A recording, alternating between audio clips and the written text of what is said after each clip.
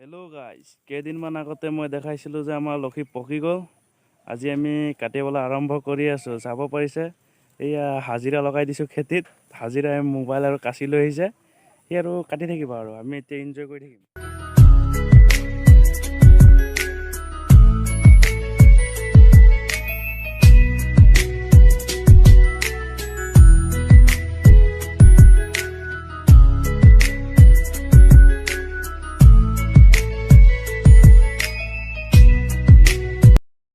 আমাৰ ডিজে আতাবোৰ ধান কাটি আছোঁ। ধান কেতিয়াও কটা নাই।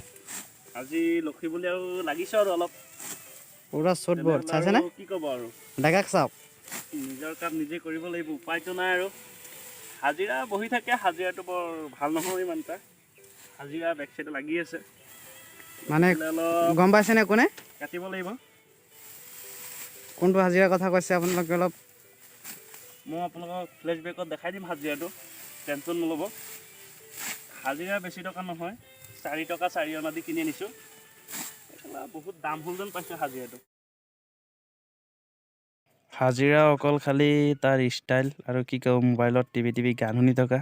চুলি কেইটামান ৰাখিছে আৰু চুলিকেইটা সি খাই নাখাই ৰাখিছে আৰু কি ক'ব, উপায়তো নাই। চুলিৰে ষ্টাইল, অকল খালি বকি থাকে কিবা কিবি। নেক্সট ভিডিঅ'ত আকৌ লগ পাম। মৰা সময়ত এনজয়।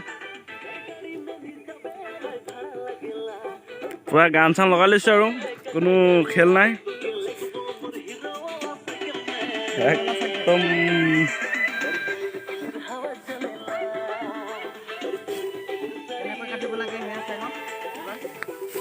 ধান এই কাটি আছে, চাইছে নহয়।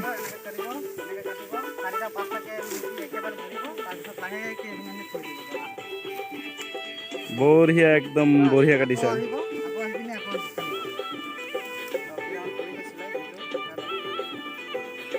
নতুন মানুহ হয়, বেছি পুৰণা নহয়।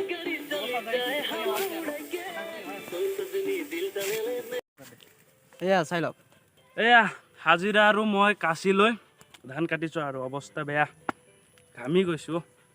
লক্ষী নিজৰ কাম নিজেই কৰিম আৰু উপায় নাই আৰু। উপায় নাই। হাজিৰা কিবা এটা কৈ দিয়া।